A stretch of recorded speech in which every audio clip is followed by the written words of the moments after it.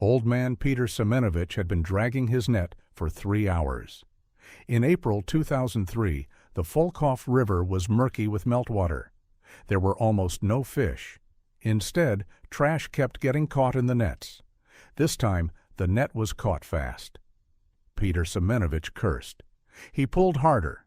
Something heavy gave way and came to the surface. A plastic bag wrapped in tape.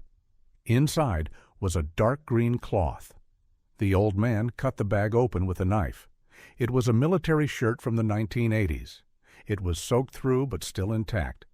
There was something in the breast pocket. Peter Semyonovich took out a Komsomol card. It was a photo of a young man. His name was Andrei Voronov. He was born in 1970. Before we begin the story, please write which city you are from. We are very interested in where you are watching our video from. Don't forget to subscribe to the channel and leave your rating. There was a note under the ticket. The ink was smudged, but the words were legible. Mom, I'm sorry. We are not deserters. Look for the truth with Sari. Pyotr Semenovich twirled the ticket in his hands. Voronov. The surname was familiar. That's right. 15 years ago, 2 boys were searched for throughout the district. Conscripts. They disappeared on their way to the military registration and enlistment office. Or was it at the military registration and enlistment office? The old man couldn't remember exactly. He put his find back in the bag. He would take it to the police station. Let them figure it out. May 15th, 1988. Novaya Ladoga. The morning was cloudy. 12 boys gathered at the military registration office. All of them were yesterday's school children. Today they had a medical examination in Leningrad. Andrei Voronov stood at the entrance next to Mikhail Stepanov. They had been friends since first grade. Both were excellent students and athletes. Both had been accepted to Leningrad Polytechnic University. But first, the army. "Where's the bus?" someone in the crowd asked. Major Gordiev looked at his watch. It was 8:15. The bus was late. "It'll be here soon," the major muttered. Andrei took a letter out of his pocket. It had arrived yesterday from the Polytechnic. They congratulated him on his victory in the physics Olympiad. They offered him a deferment from the army. But Andrei had already given his word to the military registration office. "Hide it," whispered Mikhail. "Someone might see it." The old Paz bus pulled up to the military registration office at 8:20. The driver was Vasily Kuznetsov, a man in his 50s. His face was wrinkled, his eyes red. "Get in quickly," shouted Gordiev. The boys climbed into the bus. Andrei and Mikhail sat in the back seat. It was 3 hours to Leningrad, if there were no stops. The bus started moving. The city was left behind. Ahead was the road to Petrozavodsk, then the turn to Leningrad. An hour later, the bus stopped at a roadside store, the village of Siastroy. "5 minutes!" shouted the driver. "Anyone who needs to use the restroom, now is your chance." Several guys got out. Andrei and Mikhail stayed on the bus. Outside the window, Andrei noticed a black Volga. The license plate wasn't local. It was from Leningrad. There were 2 men in plain clothes in the car. Mikhail also looked at the Volga. "They're kind of strange," he said. "Who?" "The ones in the car. They've been standing there for 20 minutes. I noticed them when we left." The driver returned to the cab. He counted the passengers. Everyone was there. The bus drove on. Half an hour later, there was another stop, the village of Pogostie, a gas station. "Everyone stay on the bus," ordered the driver. He got out to fill up the tank. The black Volga slowed down nearby. The same 2 men. Andrei felt uneasy. Mikhail squeezed his elbow. "Don't turn around," he whispered. "They're watching us." One of the men got out of the Volga. He approached the driver. They talked about something. The driver nodded. The man returned to the car. The Volga drove ahead on the highway. The driver got behind the wheel. His face was strange, tense. "Let's go," he said. The bus moved on. 10 minutes later, the driver turned off the highway. A narrow road led into the forest. "Where are we going?" one of the guys shouted. "Detour," replied the driver. "There's an accident on the highway." But Andre had seen the highway before the turn. There was no accident. The forest road wound between the trees. The bus shook on the bumps. The guys looked at each other. What was going on? A clearing appeared ahead. There stood the same black Volga, and another car, a gray UAZ. The driver stopped the bus. "We're here," he said. The doors opened. 3 men got on the bus, 2 from the Volga, and the third, tall, gray-haired, colonel's epaulets. "Voronov and Stepanov," said the colonel. "Get out." Andre froze. Mikhail turned pale. "Quickly!" barked the colonel. The friends exchanged glances. They stood up and walked to the exit. The other guys watched silently. In the clearing, the colonel pointed to the Volga. "Get in." "What's going on?" asked Andre. "Get in," I said. "That's an order." Mikhail tugged at Andre's sleeve. His eyes warned him not to argue.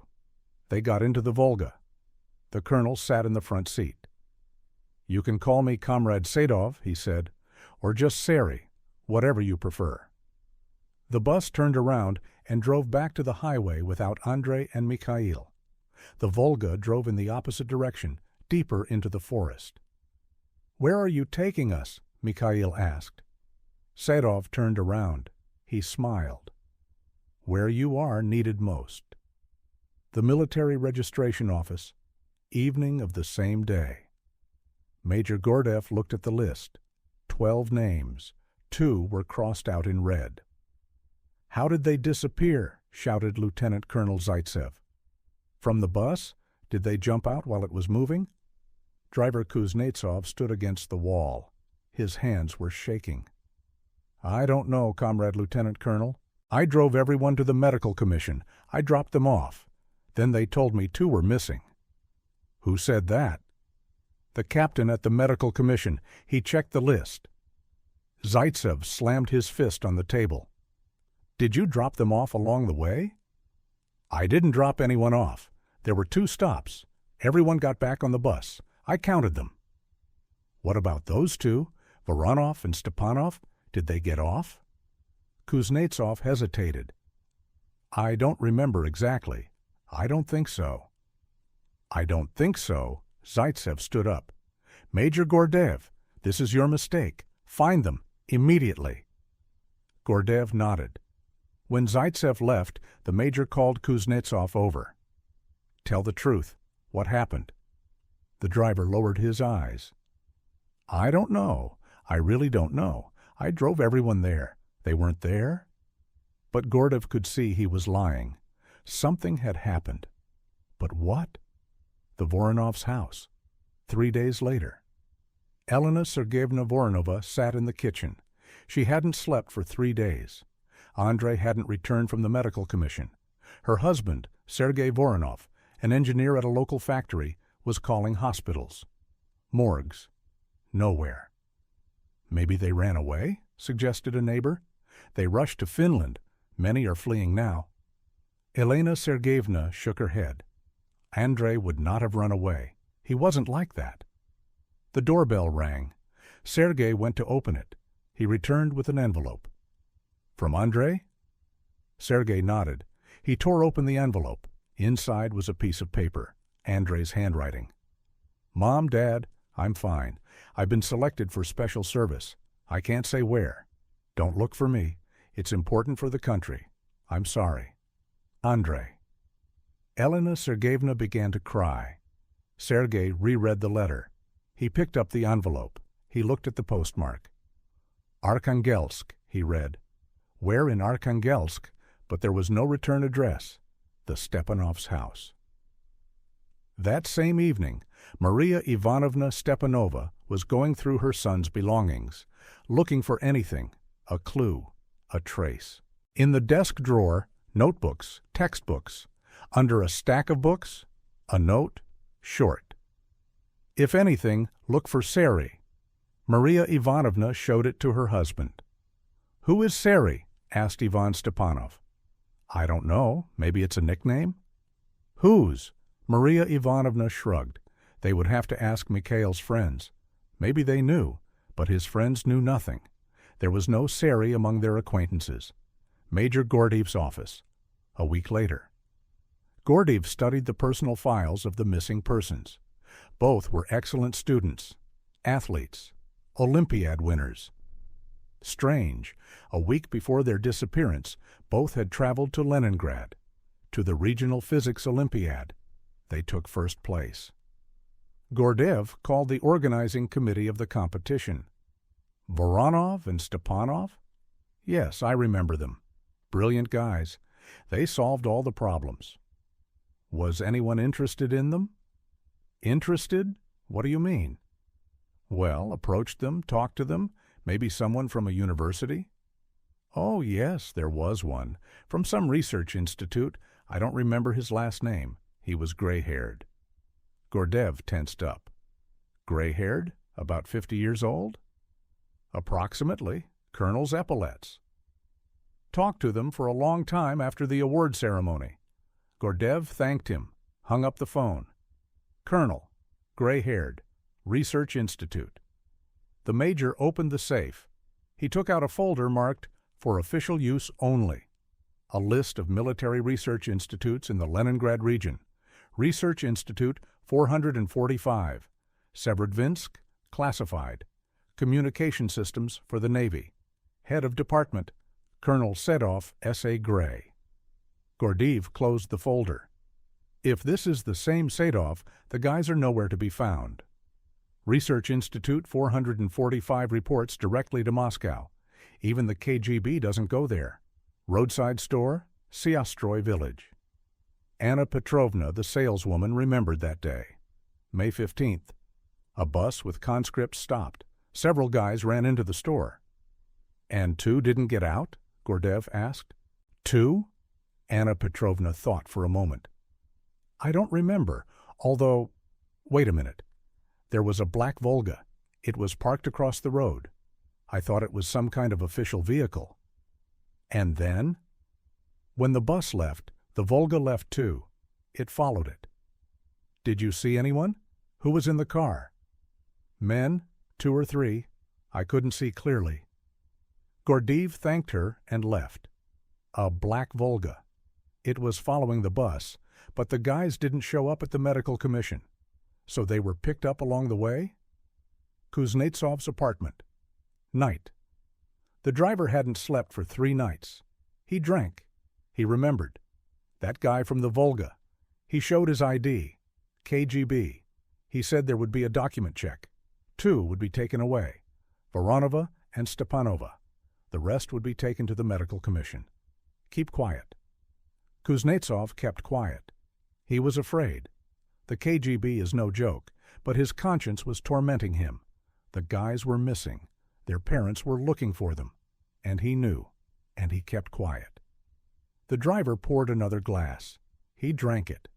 Maybe he should tell Gordiev? That guy was normal, but the KGB had warned him. If he told, he'd go to jail for divulging state secrets. Kuznetsov finished the bottle. He went to bed, let them figure it out themselves. The village of Pogostye, gas station, mechanic Volodya also remembered May 15th, the bus with the boys, the black Volga, and also the gray UAZ, military. UAZ? Gordiev asked again. Yeah, it was parked behind the gas station. I even thought, are they conducting some kind of training exercise? Do you remember the license plate numbers? No, it was military. No license plates? Gordiev nodded. A military UAZ, a black Volga. It all added up. The boys were taken away. But where? And more importantly, why? KGB headquarters, Leningrad. Captain Morozov leafed through the folder. 2 conscripts disappeared on May 15th. Their parents raised a fuss. And what about them? Asked the chief. Nothing.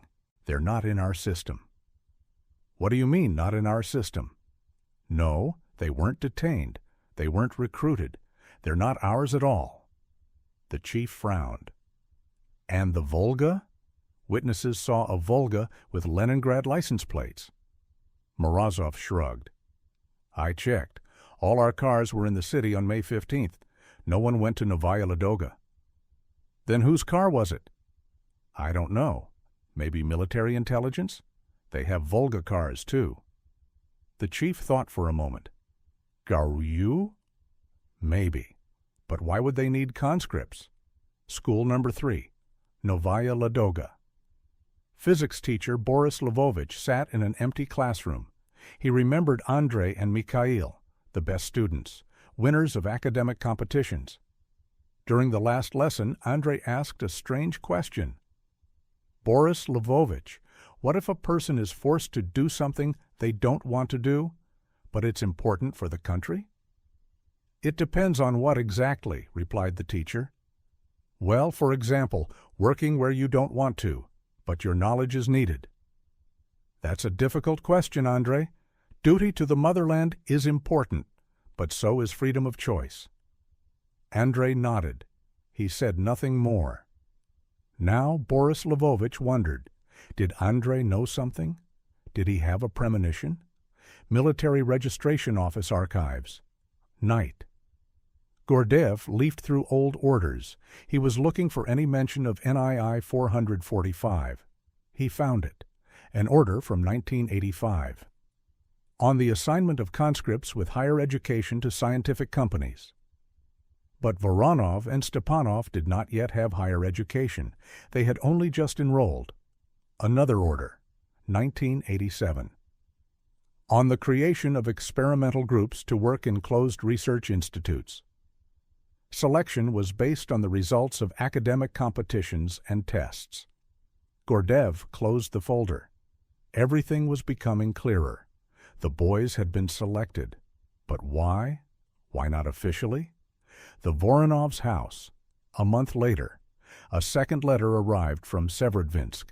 Same handwriting, short text. "I'm alive, healthy, studying. Don't worry. Everything will be fine soon." "Andrei!" Elena Sergeyevna cried. Sergey was angry. "What kind of studies? Where? Why can't you say?" He went to Severodvinsk, a closed city. They didn't let him through the checkpoint. No pass. Sergey returned empty-handed. His son was somewhere out there, behind barbed wire, alive, but inaccessible. The police, the investigation department. Lieutenant Novikov was filing a missing persons report. 2 folders, 2 surnames, 2 families in despair. "Drop it," said the chief. "Orders from above. Close the case." "How can I close it? People are missing." "Close it," I said. "Declare them wanted as draft dodgers. Period." Novikov didn't understand. What draft dodgers? The boys joined the army themselves, voluntarily. But an order is an order. Novikov closed the files. He put them in the archives. Someday the truth will come out. It will definitely come out. 15 years passed. Everyone forgot about the 2 missing conscripts. Their parents grew old. Their mothers died without ever learning the truth. And then an old fisherman pulled a shirt out of the river. With a note, with a name, the past had returned. It demanded answers. April 2003. The investigator's office. Igor Novikov, now a police major, held a plastic bag in his hands. That very undershirt. 15 years ago, he was a young lieutenant. He remembered the case. "Where did you find it?" he asked Pyotr Semenovich. "In Volkhov, about 3 kilometers from the bridge. It got caught in a net." Novikov unfolded the undershirt. Size 48. Factory stamp, 1987. In the pocket, a Komsomol card. Andrei Voronov. The note was blurred, but the words were legible. "Mom, I'm sorry. We are not deserters. Look for the truth with Sari." Sergey. Novikov remembered that name from an old case. One of the parents had mentioned it. "Thank you, Pyotr Semenovich. You can go." The old man left. Novikov remained alone. He took out his phone. He dialed the archive number. I need the 1988 case. The disappearance of 2 conscripts, Voronov and Stepanov. Let me check. Yes, it's here, but it's closed. Closed by whom? By order of the head of the department, from June 1988. Novikov frowned. They closed it quickly. Too quickly. Bring me that case, under my responsibility. An hour later, the case was on the table. 2 thin folders, a minimum of documents, the driver's interrogation report, the parent's statements, and that's all. Novikov dialed another number, the military registration office. I need Major Gordeev. He worked for you in '88. Gordeev? He quit a long time ago, about 10 years ago. Do you have his address? Right now, here, Sovetskaya Street, Building 12, Apartment 8. Gordeev's apartment. Evening. The former major had aged, gray hair, tired eyes, but he recognized Novikov immediately. Igor, are you a major now? Time flies. Vladimir Petrovich, I need your help. Do you remember the Voronov and Stepanov case? Gordeev's face darkened. I remember. Why? Voronov's undershirt was found, in the river, with a note. Novikov showed him a photo of the note. Gordeev read it. He sighed. Sergei, I knew it was him. Who? Colonel Sadov, from NII 445, Severodvinsk. He took the guys for his project. How do you know? Gordeev stood up. He walked over to the cabinet. He took out a folder. I was digging then, unofficially. Sadov was selecting gifted conscripts for secret developments. But why? Why not through the military registration office? The program was experimental, not entirely legal. The recruits were taken before they took the oath. Formally, they are deserters. Novikov leafed through the documents, lists, surnames, not just Voronov and Stepanov, another 20 people, from different cities. And what happened to them?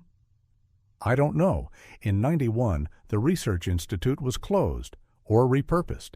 The trail was lost. And Sadov? He left for Moscow, then, apparently, for America. Many left back then.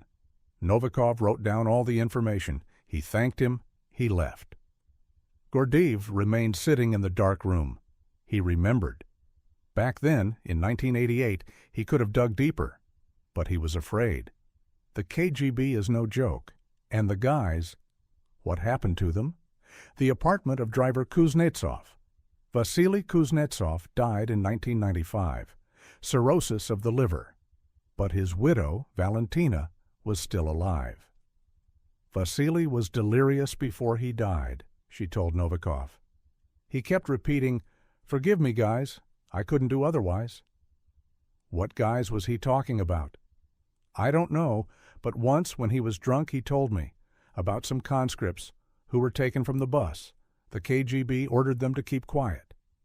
The KGB? Did he definitely say the KGB? Yes, they showed their ID. They said it was a state secret. Novikov nodded. The KGB, or someone pretending to be them. Vasily drew something else, some kind of diagram, where the bus was going, where the stops were. Valentina rummaged through some old papers. She found a piece of paper, a road map.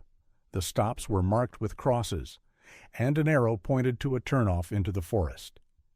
Here. He said they were taken here, in the forest. Novikov took the sheet. The turnoff between Siastroy and Pogost, he had to check it out.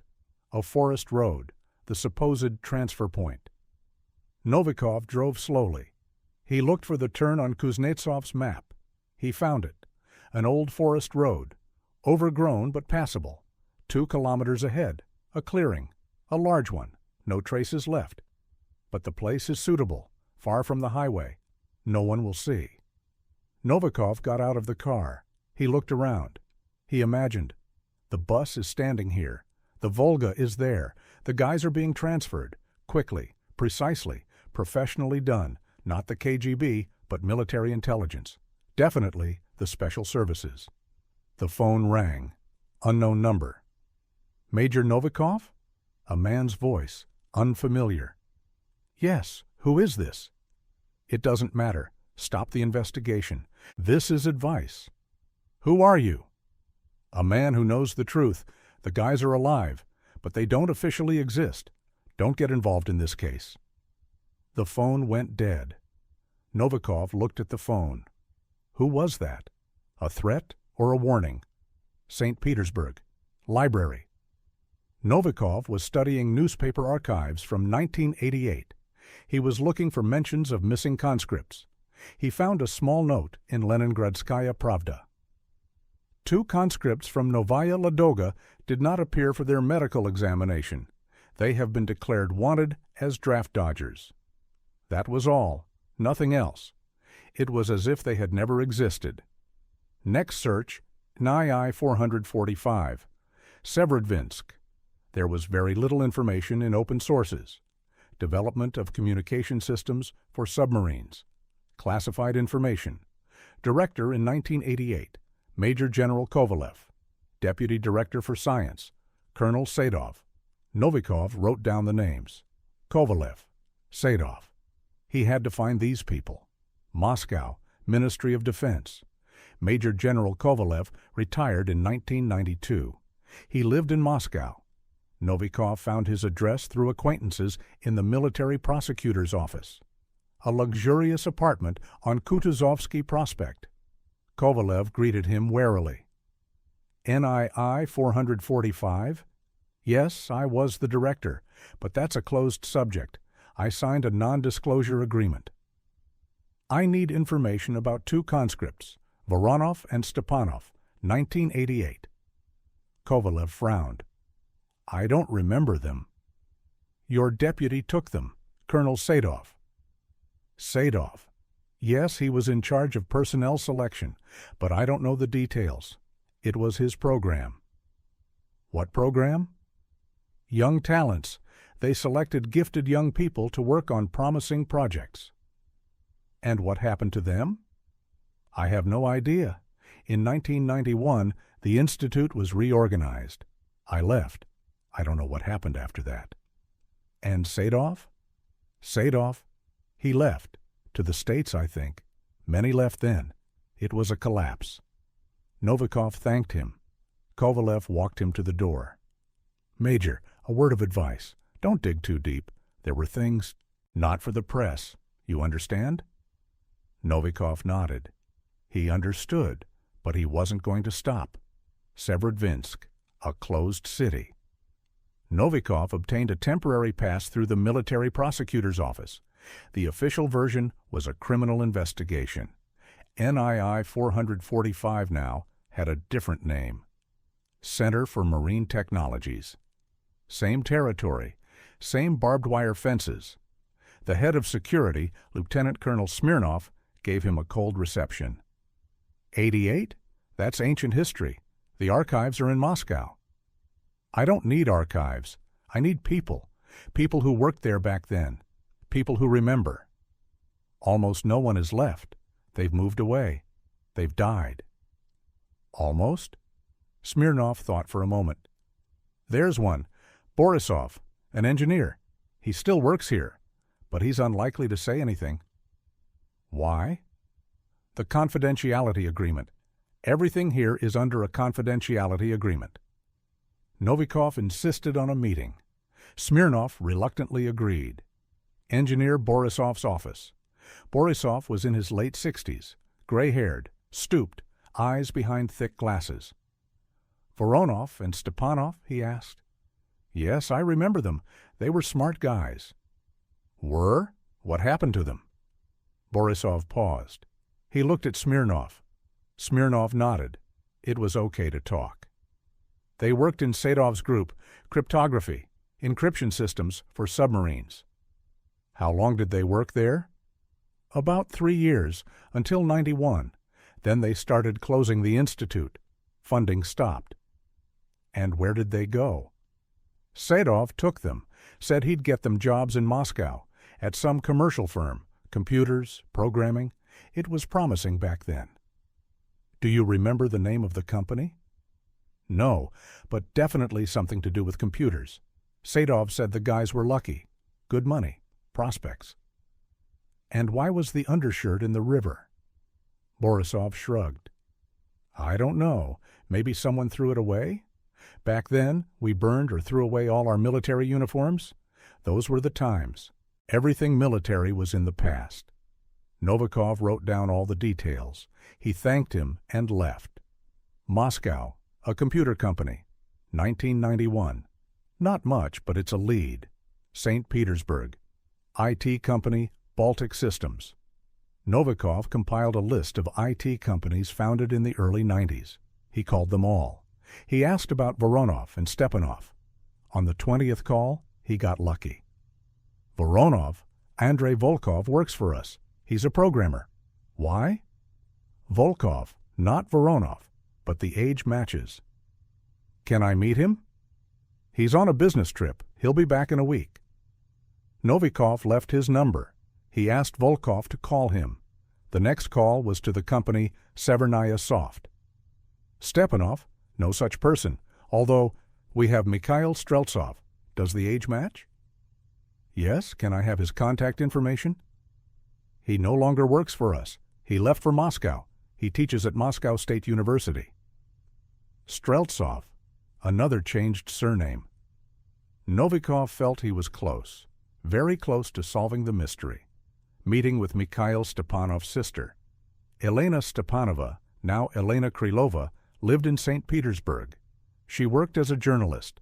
Novikov found her through the newspaper's editorial office.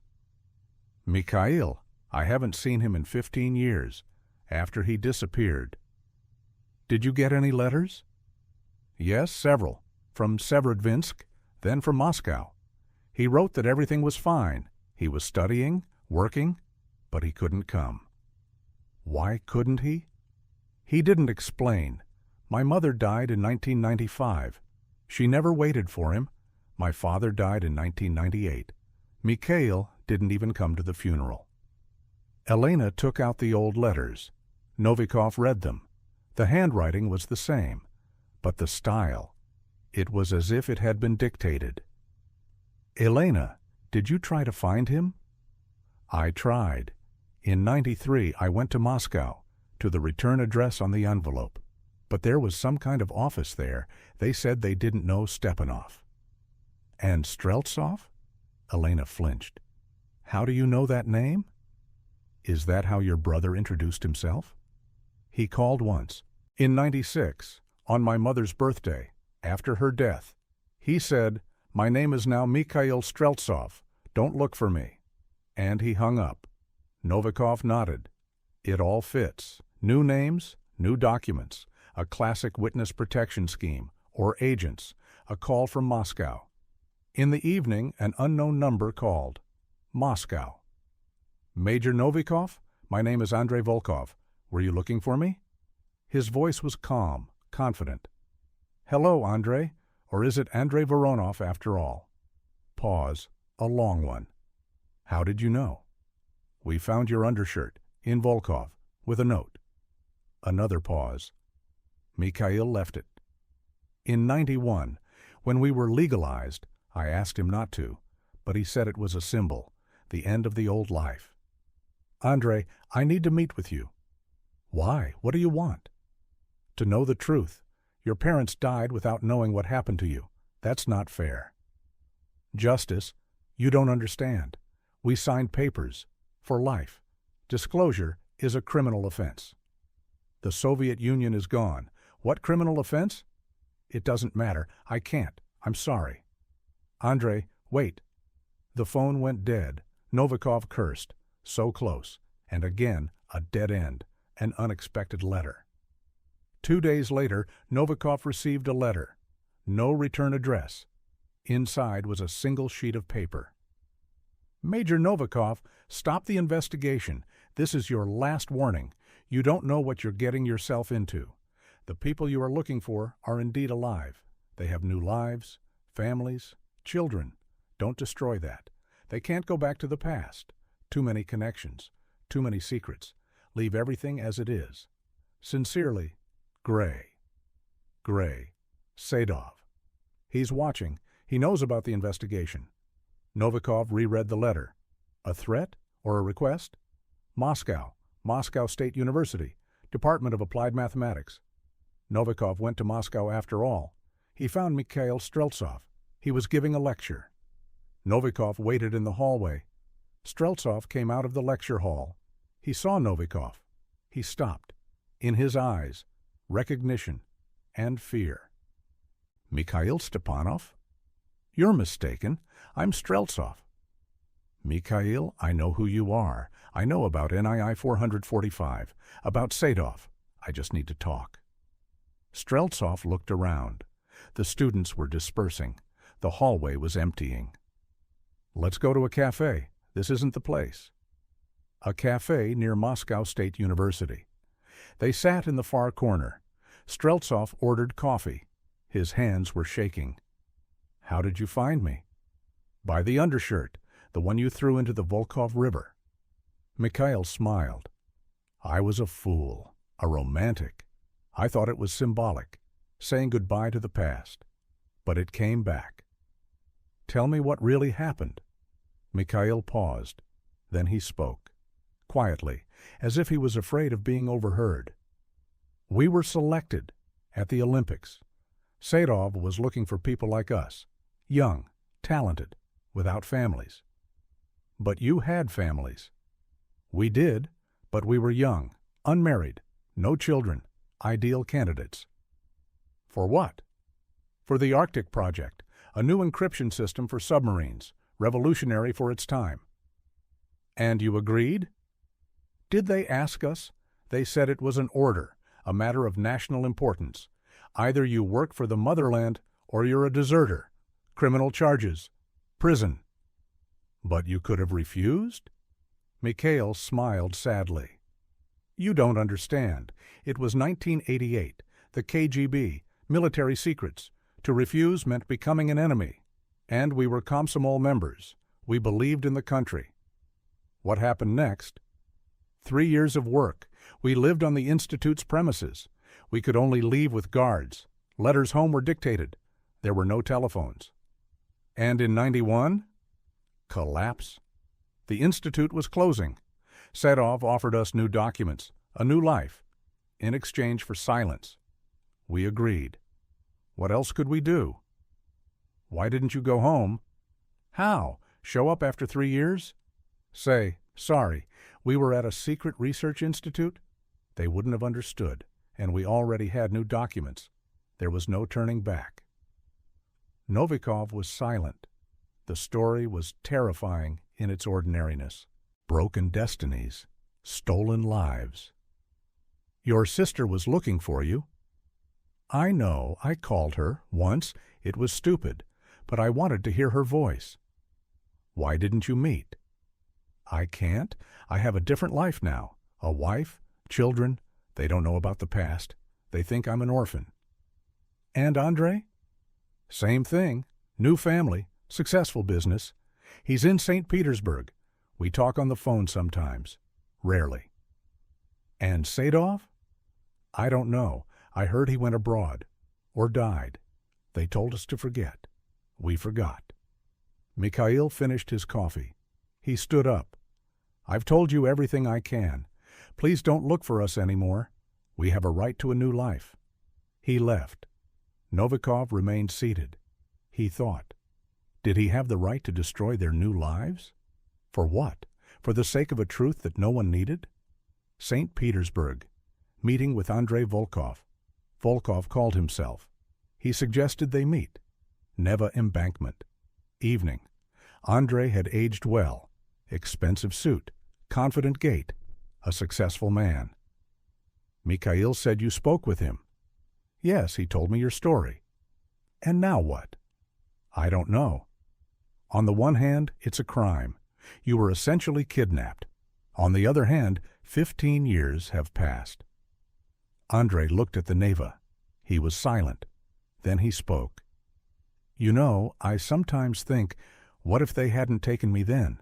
Military service, then college, working at a factory, a normal Soviet life. And? But this way I saw something else. Real science, technology. When everything collapsed, I had knowledge. Unique knowledge. I started a company. Now I have 100 people working for me. Are you grateful to Sadov? No, he ruined my life. He stole 3 years from me. He took my family away. My mother died thinking I was a deserter. But he gave me a different life. Maybe a better one. I don't know. Have you seen your father? He's alive. Andrei flinched. Alive? I was told he died. Who told you that? Sadov, in '95. He said my parents were gone, that there was nothing to come back for. He lied. Your father is alive. He's 82. He lives in a nursing home. Andrei covered his face with his hands. His shoulders shook. 82? God. 15 years. Does he think I'm dead? He does. I have to see him. I have to. It's your decision. But think about the consequences. Your family, your legend. Andrei nodded. He wiped his eyes. Yes, I understand. But he's my father, the only person I have. They stood in silence. They looked at the river, where 15 years ago Mikhail had thrown his undershirt, a symbol of his past life, which had caught up with them anyway. May 2004, Piskarevsky Cemetery, Victory Day. Thousands of people, flowers, tears, memories. Sergei Petrovich Voronov, 82 years old, stood at the mass grave. In his hands were 3 carnations. For his wife. She died in '95.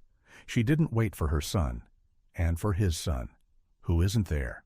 Or is he? Somewhere. A man stopped nearby, 35 years old, dark hair with gray streaks, a familiar profile. The old man turned around. He looked closely. His heart skipped a beat. Andreyusha? The man was silent, tears in his eyes. Is that you, son? Is it you? Hello, Dad. They hugged. The old man cried, without restraint. 16 years of waiting. I knew you were alive. My heart felt it. Forgive me, Dad. Forgive me. They stood there, embracing. People passed by. No one paid any attention. Victory Day. Many were crying. A cafe on Nevsky Prospect. An hour later. Sergei Petrovich couldn't take his eyes off his son. He touched his hands. He made sure he was real. Alive. Tell me, what happened? Where were you? Andrei told him. Honestly, without hiding anything. The Research Institute, Severodvinsk, new documents, a new life. Why didn't you come back when everything fell apart? I couldn't. I had different documents now, and I was afraid. What would I say? How would I explain? You fool. You didn't have to explain anything. You could have just come back. That's all. Andrei nodded. Yes, he was a fool. He was young, scared. Do you have a family? His father asked. Yes, a wife, a daughter, 8 years old. A granddaughter. I have a granddaughter. Dad, they don't know about the past. They think I'm an orphan. The old man was silent for a moment. He nodded understandingly. They don't need to know. Why traumatize them? But, can I see her? My granddaughter?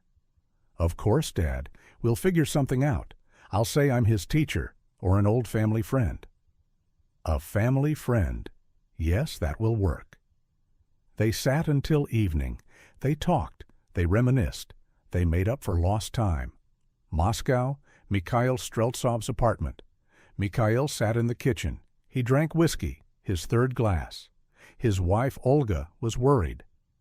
What's wrong? You've been strange these last few days? Everything's fine. Work? But everything wasn't fine. After his conversation with Novikov, Mikhail couldn't settle down. The past? It had returned. The phone rang, an unfamiliar number. Mikhail Alexandrovich? It's Elena, your sister. Mikhail froze. The phone almost fell out of his hand. Lena? Misha? Is that really you?" His sister's voice, aged but familiar. "Lena, how did you get my number?" "Major Novikov gave it to me. He said you agreed to talk." Mikhail hadn't agreed, but now it didn't matter. "How are you?" "Fine. Married. 2 children. And you?" "Same. Wife, son." "Misha, why? Why didn't you come back?" And Mikhail told her. Everything, just like Andrei had told his father. Elena cried. Then she said, "Come visit, even if it's just for a day. Let's see each other." "I can't. Family. Work."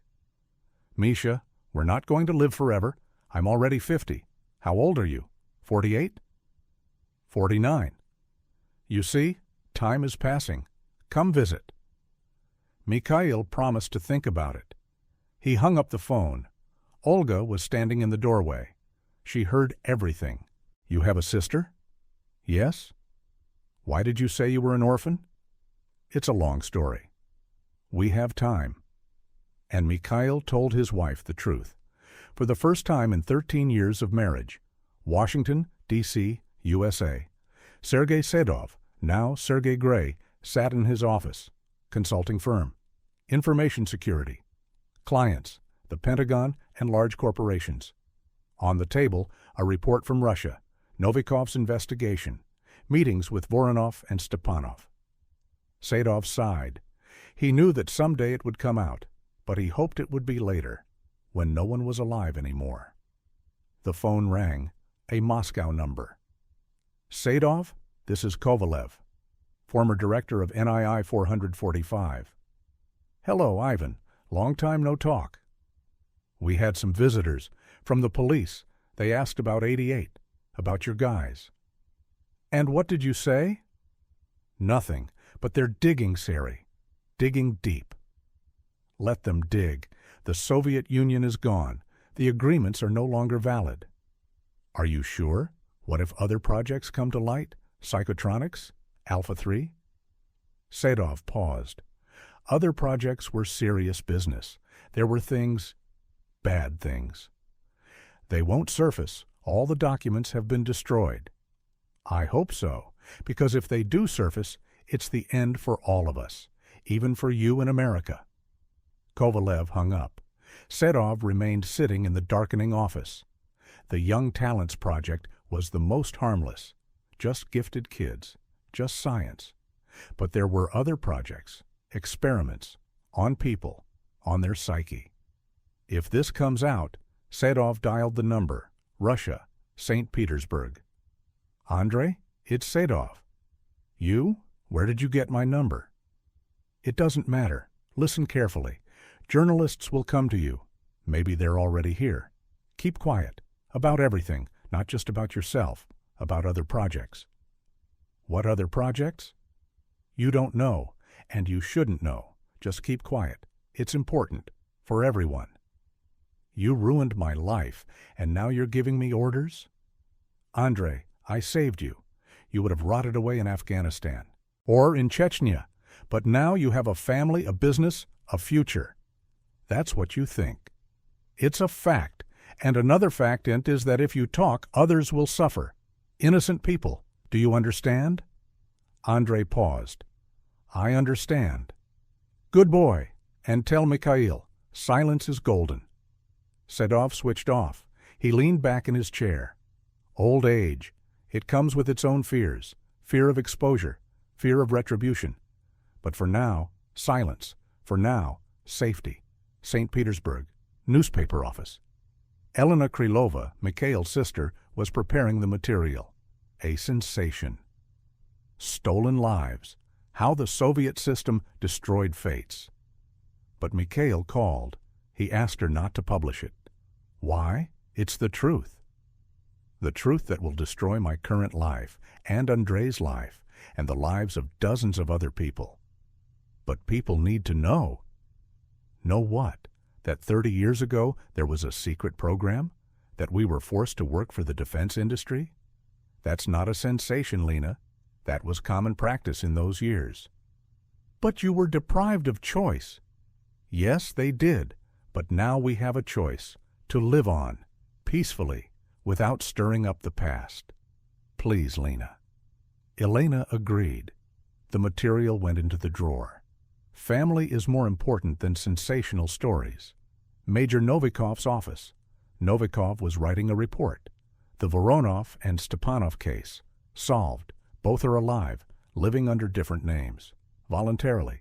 They have no claims against the state. The chief read it. He frowned. That's all? No criminal charges?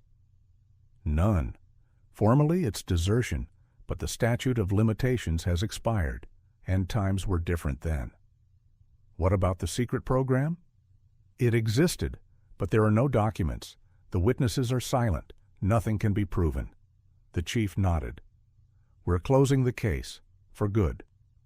Novikov agreed, but he added, let me go to Novaya Ladoga to put an end to it. Go. Novaya Ladoga, nursing home. Novikov found Sergei Petrovich in the garden. The old man was planting flowers. Hello, Sergei Petrovich. I'm here about your son. The old man straightened up. He looked closely. I know. You found him. Thank you. Have you seen each other? Yes, on Victory Day and a few other times. He comes to visit with his granddaughter. Are you happy? What do you think? For 16 years, I thought my son was dead. But he's alive, successful. He has a family. Of course I'm happy. What about the fact that he couldn't come back sooner? He couldn't, so he couldn't. The main thing is that he's alive. The rest doesn't matter. Novikov said goodbye. He walked to his car. He turned around. The old man was rummaging through the flowers again. He was humming something. A happy man. Epilogue. A year later. Andrei Volkov stood at his father's grave. Sergei Petrovich died in his sleep. Quietly, peacefully. He had lived to see his son, his granddaughter. He had lived to forgive and be forgiven. Mikhail stood nearby. He had come for the funeral. It was his first time back in his hometown in 17 years. Do you regret it? Mikhail asked. What? That you didn't come back then, in 91. Andrei paused. No, then I wouldn't have what I have now, a family, a career. Maybe my father was right. Everything happens for the best. Even the fact that they took us away? Even that. We got an education, experience, knowledge, things we wouldn't have gotten in normal life. But we lost years, families. We lost them, but we also gained. That's life. Always choices, always compromises. They stood there a little longer. They laid flowers. They left. Major Novikov was waiting for them at the cemetery exit. My condolences. Thank you. And thank you for my father. If it weren't for you, we wouldn't have met. Novikov nodded. I was just doing my job, looking for the truth. And did you find it? I did. The truth turned out to be more complicated than it seemed.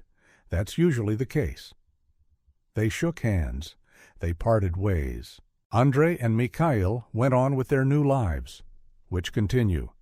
Novikov went on with his, where there were still many unsolved cases, many secrets, much truth to be found. And somewhere in America, Sergei Sedov sat in his office. He looked at the photograph. NII 445, 1988. Young faces, full of hope. Did he break them, or did he save them? Did he give them a chance, or did he take away their choice? Sedov didn't know. He knew only one thing. History has no subjunctive mood. What happened, happened. And maybe everything really is for the best. Maybe. Question for viewers. What do you think? Did Andrei and Mikhail do the right thing by starting a new life under different names? Or should they have returned to their families despite all the difficulties? What would you choose in their place? The security of a new life or an attempt to restore the old one? Write your opinion in the comments.